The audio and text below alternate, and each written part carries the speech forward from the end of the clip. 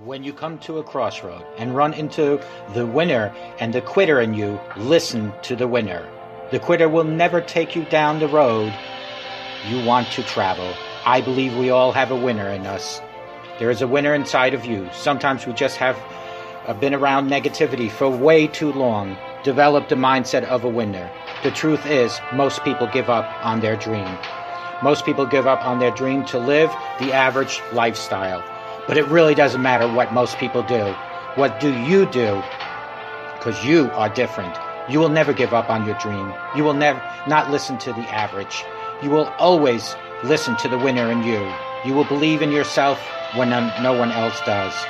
You will believe in yourself when you have no reason to believe, and you will never, ever quit.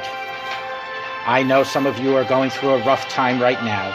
Some of you are going through the fight of your life, fighting for your future, fighting for your career, fighting for your family. Some of you are fighting for your life. And I'm telling you, don't quit. Do not give in. I know life can be tough. I know life can wear you down. But if you just stick it out, even if you don't get the result you will find, the character you show will be your reward. The fighting spirit you develop will be the reward, and it will serve you well for the rest of your life. Fight for what you want now, or fight against what you don't want later. You choose. Don't you dare quit. Don't you dare settle. Don't you dare get back down. Not today or any other day. When the tough moments come, never forget you are in that moment writing your own legacy. In that tough moment, you are setting the standard for your character. Do you have the character? Well, do you? When you come to a crossroad and run into the winner and the quitter in you, listen to the winner. When you make a commitment to yourself, you make sure you see it through. Never, ever quit. Even if you don't get the result, you will find the character you show will be your reward. Don't you dare quit. Don't you dare ever settle, and don't you dare ever back down. Fight for what you want or fight against what you don't want at a later time. And always know that God is right there with you. Just allow God to guide and direct you, and you will always be a winner. Good morning. My name is Ralf Friedrichs. I am an author, an addiction recovery coach, a life coach, and the host of this show, the Take Your Life Back radio show. You can see a video version of this particular episode and all 3,000 episodes on channel Take Your Life Back Today show on YouTube. 6 reasons why New Year's is the worst holiday for people who struggle with anxiety. Are you one of them? Holidays are generally difficult for people with anxiety, and New Year's may be the worst, depending on the type of anxiety you suffer from. Anything from parties to driving to socializing to food, taking food to family, to friends, to drinking or dressing up can be a trigger compounded by well-intentioned but misunderstanding loved ones who don't understand why you aren't equally joyful over the holiday cheer. Friends, number one, there's hardly any break between New Year's and Christmas. There hardly is. Christmas is another high-anxiety holiday. Between large gatherings of people and the stress that comes from picking the perfect gift for each other and all the other people involved, you'll ask questions like, how much should I spend? Will they like it? Did they get something for me? Is it comparable to that? Anxiety peaks and stays in the critical zone for most of December right into January. By the time it's over, my friends, we're still on the edge and there's no time to breathe before the anxiety of New Year's arrives. Number 2 on my list, the pressure to make a resolution. The pressure to make a resolution. No matter where you turn, internet, television, family, friends, strangers, in the checkout line at a grocery store, more people than not are making New Year's resolutions. And they want to tell you about it. Well, there's even a billboard near my house that says, have you made your resolution yet? Resolutions, thinking about them, making them, is an anxious person's nightmare. Many of us spend hours every day obsessing over how we aren't good enough, picking one of those, announcing it publicly, and then having to admit defeat in a matter of months or even weeks when we fail. Yep. That's a panic attack waiting to happen, my friends. Number 3, the response you get when you don't make a resolution.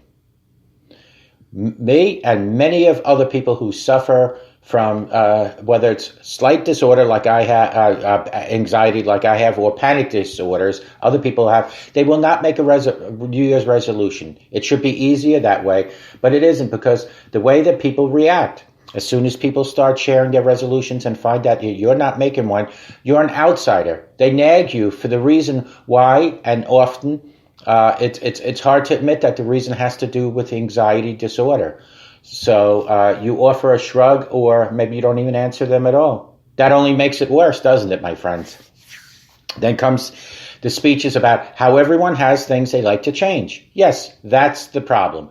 People with anxiety, they have millions of things that they want to change about themselves. If we try to fixate on one of these things, it will become unhealthy obsession that will likely end with more therapy. Friends, number 4, getting caught up in the past. You ever have that? On New Year's, everyone is taking time to remember all the good things from the past year, but it's hard for anxious minds to operate like that. Instead, they realize and analyze the past. They think about their shortcomings. They remember the people they lost, the panic attacks they had, the fact that they turned 25 and they haven't really accomplished anything. Okay, maybe that's just just a few of them. They worry that a new year will bring more of it. They are not incapable of reminiscing about the happy times, but in the back of their minds will always remember the nagging anxiety telling them that they squandered through the year, and it starts convincing them that a new year is not a great thing to approach. Number 5, the uncertainty of the entire new year. To worry about uncertainty is a big trigger for those struggling with anxiety, and New Year's is a holiday that celebrates it. Most people see it as a good thing. A whole year of experiences, a whole year to be a new you. It's not the same for all of us. It honestly fills us up with dread to think about the things that can go wrong and most likely will go wrong in the coming year. It's hard to think about the people we love getting a year older, about ourselves getting even a year older. New Year's doesn't come with a plan or an outline. The uncertainty of it all is overwhelming for a lot of people with anxieties. If anything, the one bright side is that they can celebrate making it through another year, but even that has some shortcomings, like possibly make you feel even more anxious. Number 6, this is the big one. While uncertainty has us all worrying about what might happen in the New Year's, it's the knowledge that things will change that really gets the anxiety going. Change is an absolute worst for anxious people. When things change, it takes a long time for people to adjust, and even longer for them to get comfortable. A new year is pretty much a guarantee that something will change. It might be something small like losing a favorite t-shirt, and that's happened to some people I know. It could be something as huge like taking a new job, or someone you love moving away from you. Those are all reasons to get anxious. Regardless of how big or how small the situation is, change causes anxiety. A new year is a reminder that the future is coming and change is imminent.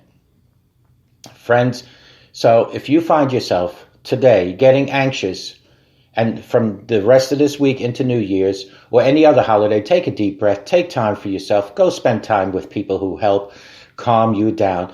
Do whatever it is you need to do in order to be okay. And remember that there is no right way to celebrate a holiday.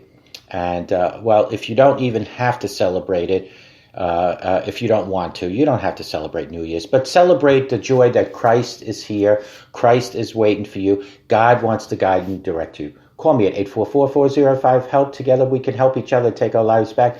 Be good to yourselves, and please, please, please always be good to other people. Remember, what comes around goes around. A simple smile to any person in life can change their day, change their life, and it can change your life too. For God so loved the world that he gave us his son. May God bless each and every one of you. We'll talk to you soon. And remember, God truly does love you. Thank you so much.